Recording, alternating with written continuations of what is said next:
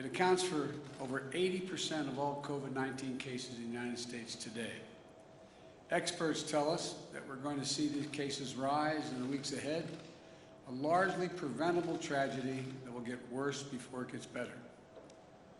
What's different about this surge from previous ones is we have the tools to prevent this rise in cases from shutting down our businesses, our schools, our society, as we saw what happened last year. While cases are on the rise, it's important to note we've not seen a comparable rise in hospitalizations or deaths in most areas of the country.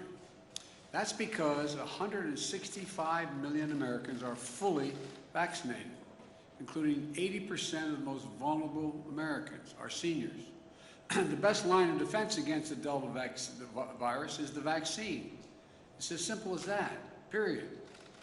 The vaccine. I want to be crystal clear about what's happening in the country today.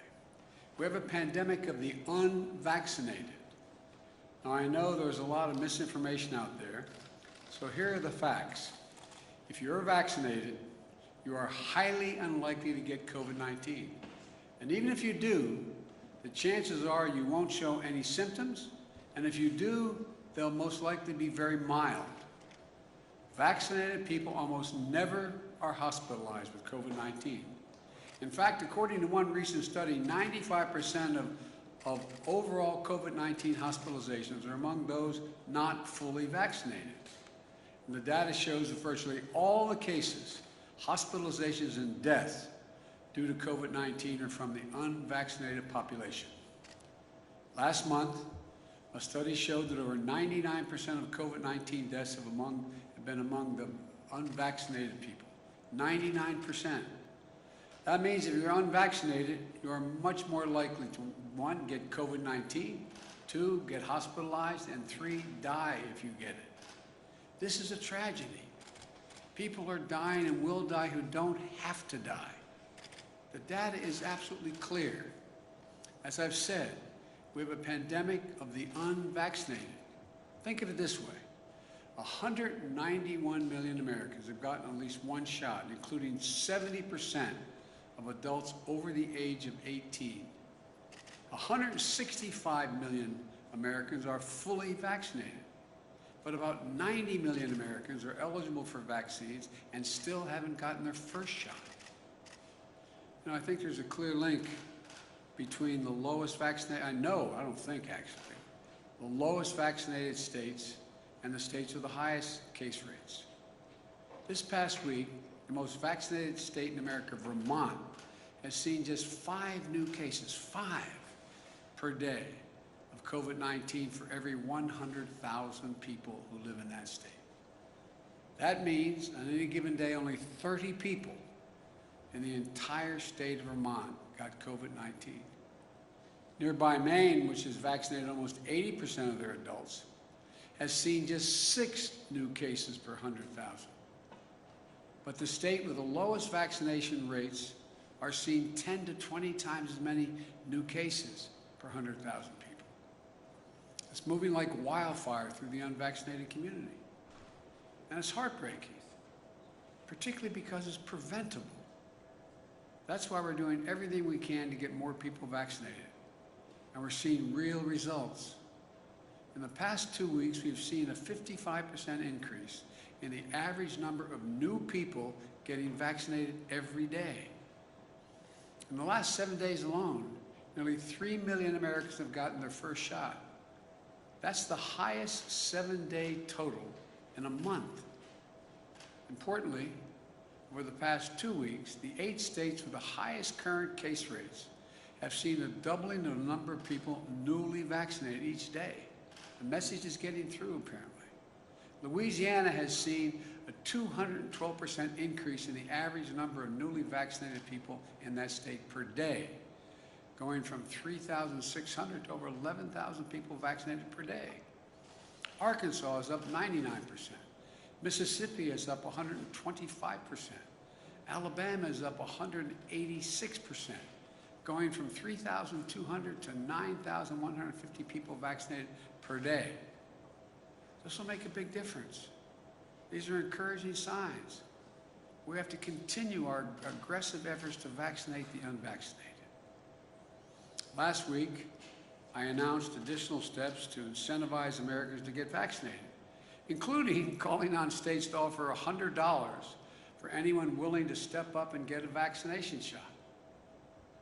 You know, and already Minnesota and New Mexico have done that. North Carolina announced its $100 incentive today. Places that have offered the $100. That'd be really good. I'd go back and get vaccinated 3 times. But all kidding aside, offered the $100 to get vaccination have seen an uptick of 25% in daily vaccination rates. We also announced that small and medium-sized businesses will be fully reimbursed for offering paid time off for their employees to get vaccinated, and for them to take a child or a parent to get vaccinated. And I announced some tough, sometimes unpopular steps to keep people safe and our economy strong. All federal workers must report their vaccination status or be subject to strict requirements. Any federal worker who does not attest to their vaccination status or is not vaccinated will be required to mask no matter where they work, test 1 to 2 a week, socially distance, and generally will not be allowed to travel for work. I directed my administration to take steps to apply similar standards to all federal contractors. If you want to do business with the federal government, get your workers vaccinated. I also directed the Pentagon to look at adding COVID-19 to the list of vaccinations that are required for our troops, because the others are required. I approved the Department of Veterans Affairs to require doctors, nurses, and other healthcare workers who care for our veterans to be vaccinated. And the good news is that now many are following the federal government's lead. In the past several days, states and local officials have come out to impose similar vaccination mandates. And the private sector is stepping up as well. Even Fox has vaccination requirements. I want to thank Walmart, Google, Netflix, Disney, Tyson Foods for their recent actions requiring vaccination for employees. Look, I know this isn't easy, but I will have their backs and the backs of other private public sector leaders if they take such steps. But others have declined to step up. I find it disappointing. And worst of all, some state officials are passing laws or signing orders that forbid people from doing the right thing. As of now, 7 states not only ban mask mandates, but also ban them in their school districts, even for young children who cannot get vaccinated. Some states have even banned businesses and universities from requiring workers and students to be masked or vaccinated. And the most extreme of those measures is like the one in Texas that says state universities or community colleges could be fined if it allows a teacher to ask her unvaccinated students to wear a mask. What are we doing? COVID-19 is a national challenge, and it must come together. We have to come together, all of us together, as a country to solve it. Make no mistake, the escalation of cases is particularly concentrated in states with low vaccination rates. Just 2 states, Florida and Texas, account for 1/3 of all new COVID-19 cases in the entire country. Just 2 states. Look, we need leadership from everyone. If some governors aren't willing to do the right thing to beat this pandemic, then they should allow businesses and universities who want to do the right thing to be able to do it. I say to these governors, please help. But if you aren't going to help, at least get out of the way of the people who are trying to do the right thing. Use your power to save lives. I've made it our first and top priority to have a vaccine available for every single American from the day I got elected. That was my priority. Let me be clear. We have a supply for every single American. And that will never change. At the same time, it's also in our national interest to share some of our vaccines with the world. which gets me to the second thing I want to discuss today.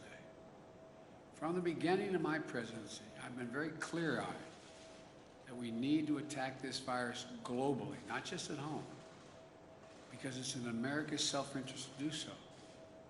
The virus knows no boundaries. You can't build a wall high enough to keep it out.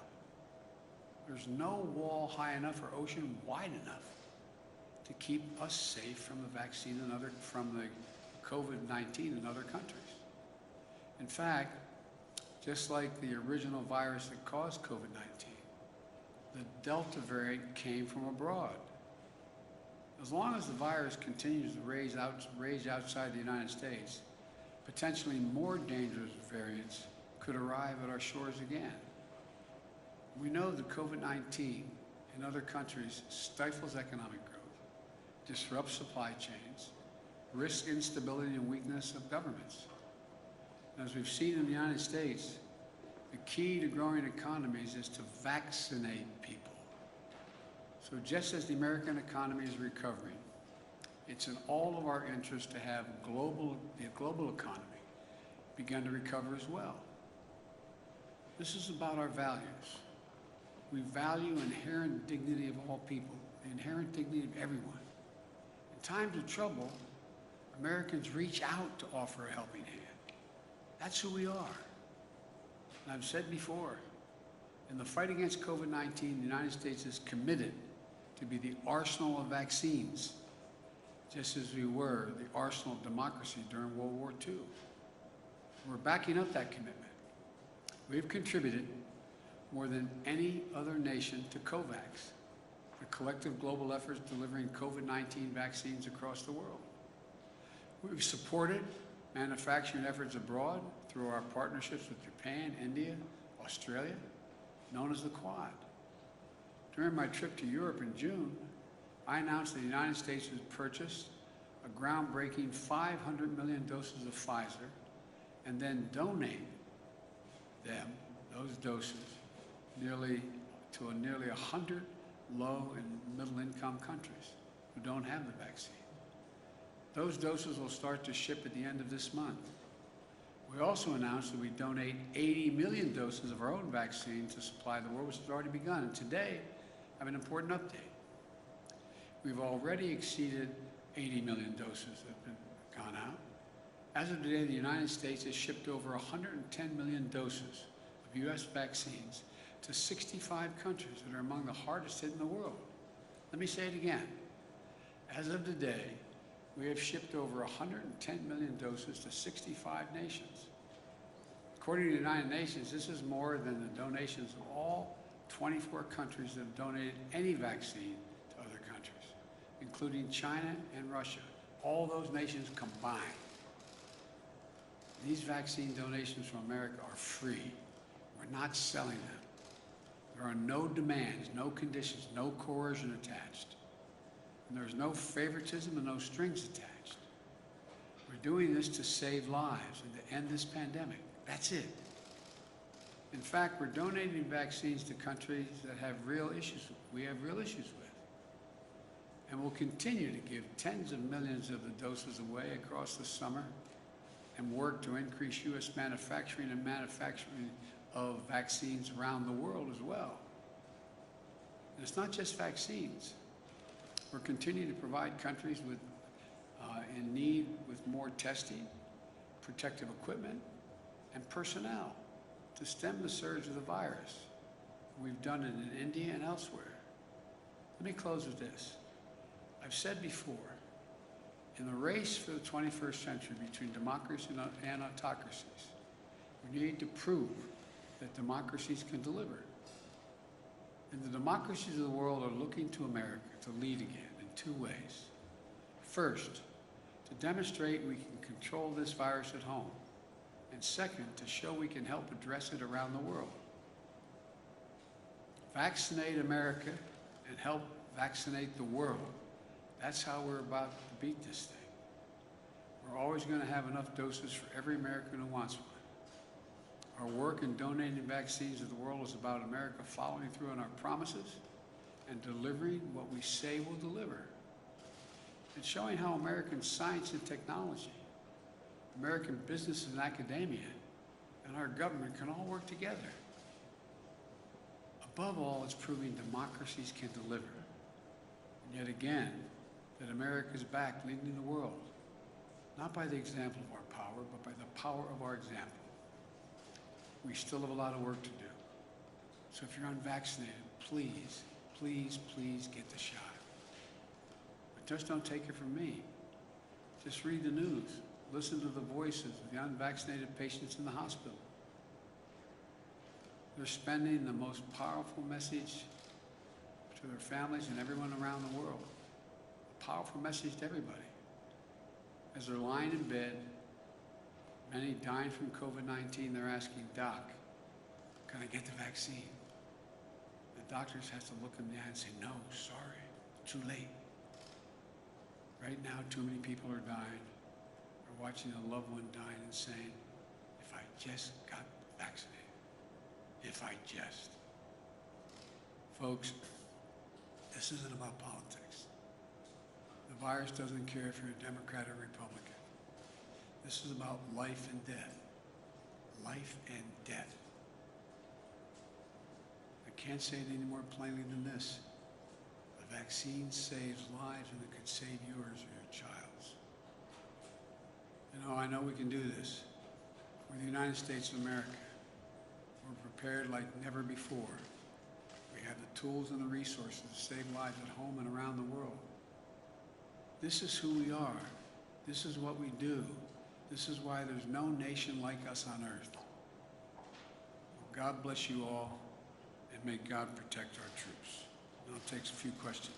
Mr. President, I have a question for you on coronavirus, but first I'd like to start with the news of the day, given back in March you said that if the investigation confirmed the allegations against Governor Cuomo, then he should resign. So will you now call on him to resign, given the investigators said the 11 women were credible? I stand by that statement. Are you now calling on him to resign? Yes. And if he doesn't resign, do you believe he should be impeached and removed from office? Let's take one thing at a time here. I think he should resign. I understand that the state legislature may decide to impeach. I don't know that for a fact. I've not read all that data. And he's using a photo of you embracing him in his self-defense to say that these are commonplace kind of embraces that he made and the allegations against him. Do you condone that? Look, I'm not going to fly-spec this. I'm sure there are some embraces that were totally innocent. But apparently the Attorney General decided there were things that weren't. And on coronavirus, if I could ask you a question about the evictions. No, thank you.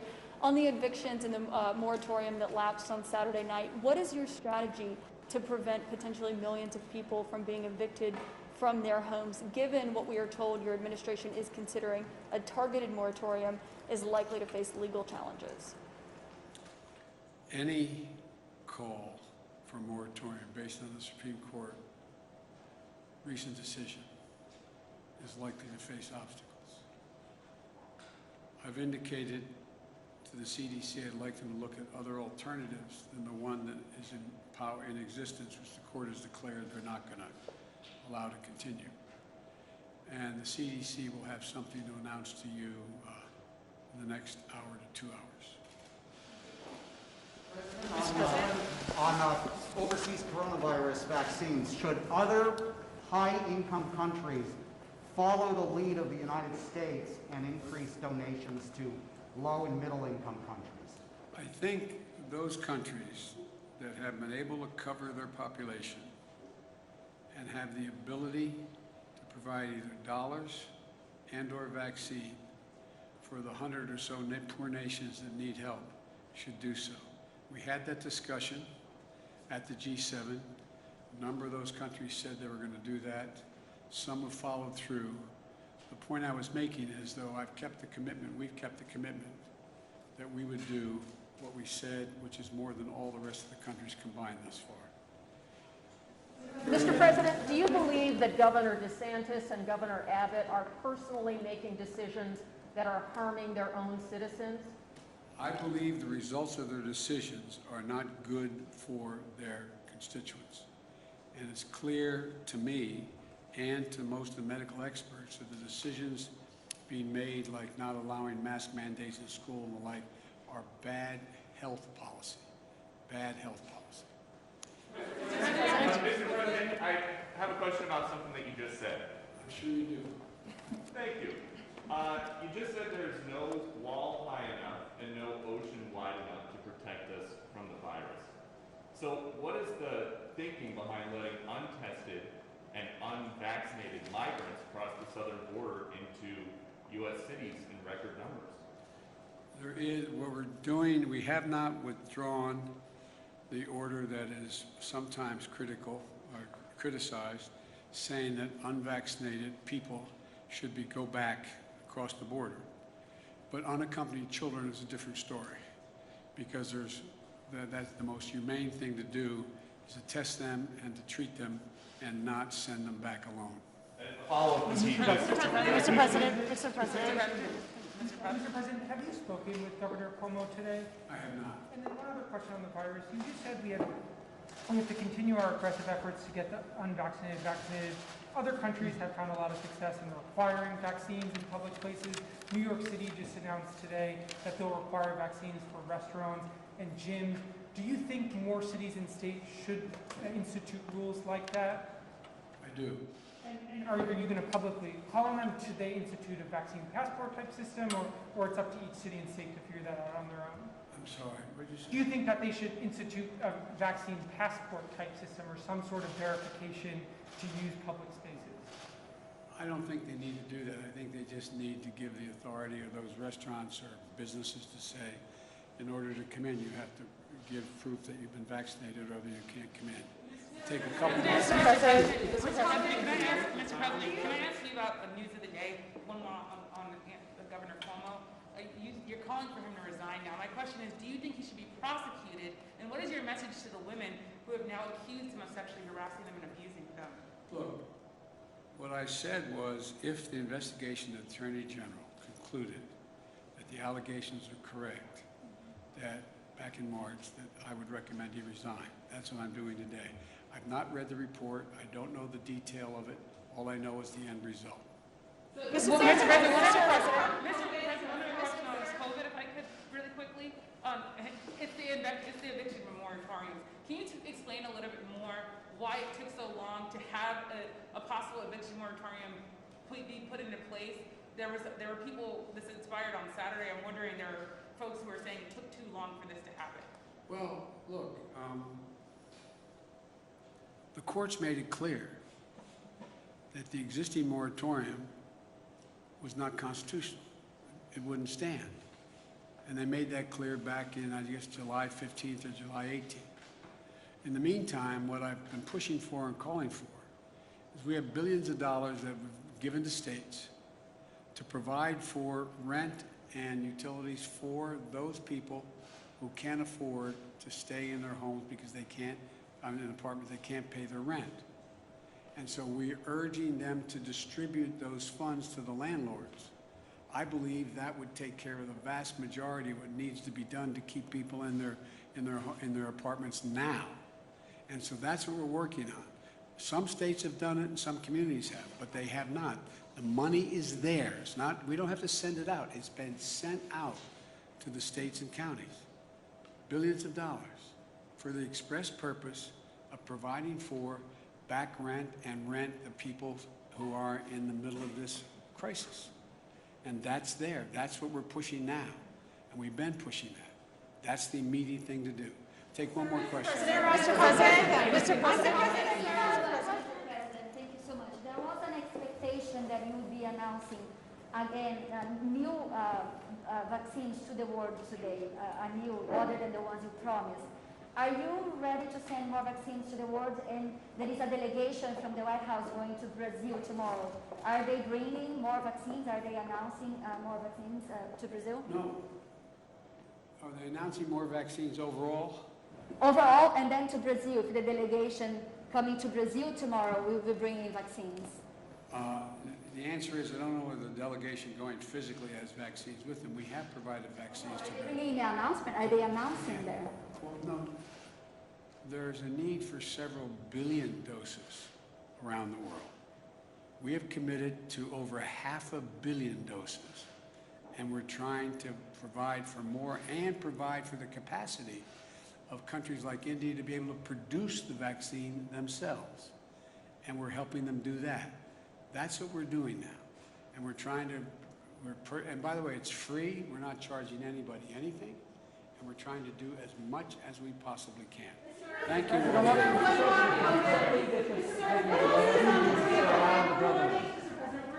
that your administration is about to announce a new partial eviction moratorium, COVID-related. Can you tell us any more about that, and are you sure it's going to pass Supreme Court muster? The answer is twofold. One, I've sought out constitutional scholars to determine what is the best possibility that would come from executive action or the CDC's judgment. What could they do that was most likely to pass muster constitutionally? The bulk of the constitutional scholarship says that it's not likely to pass constitutional muster, number one. But there are several key scholars who think that it may, and it's worth the effort. But the present, you could not, the court's already ruled on the present eviction moratorium. So I think what you're going to see, and I want to make it clear. I told you I would not tell the Justice Department or the medical experts, the scientists, what they should say or do.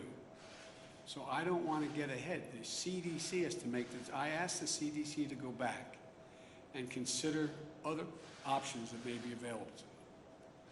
You're going to hear from them what those other options are. I have been informed they're about to make a judgment as to potential other options. Whether that option will pass constitutional measure with this administration, I can't tell you. I don't know. There are a few scholars who say it will, and others who say it's not likely to. But at a minimum, by the time it gets litigated, it will probably give some additional time while we're getting that $45 billion out to people who are, in fact, behind in the rent and don't have the money.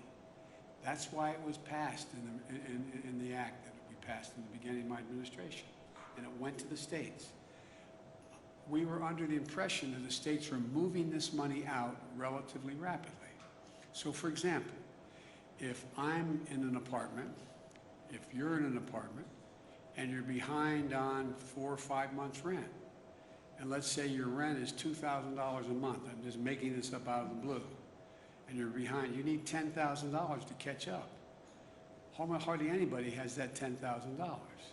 But there's money that the states have that can give to the landlord that $10,000 to the back rent. The future rent, it's unlikely, at least the hope is, since they have been made whole to that point, that they'd be inclined, because the economy is growing, inclined not to throw someone out in the street, keep that person, no guarantee, keep that person in the apartment, keep the kids in the same school district, and count on being able to have the opportunity for that person to be able, who may now be employed, to pay their rent. But in the meantime, I've asked that, is there any safety valve we can put in? And it's the one I explained to you. Again, CDC will announce that and the details of exactly how it works. I'm not telling, I told them I want them to take a look. I didn't tell them what they had to do. And my hope is it's going to be a new moratorium that in some way, and I'm not going to announce it now, let them announce it, in some way covers close to 90% of the American people who are renters. And so that's all I can tell you now. Thank you very much. What's the difference? Because it's a, let them explain that to you, okay? I don't want to get too far. Thank you. President, is COVAX doing enough to get shots in arms? Why not hold other candidates, President? Say happy birthday, what? I mean, To deliver the message that you seem to be delivering he today. knows the message. He knows the message. We had a little discussion when I was down there. He knows the message. He's What are you decided. training me on that special? See y'all later. Oh, wait a minute. I got my mask. Okay.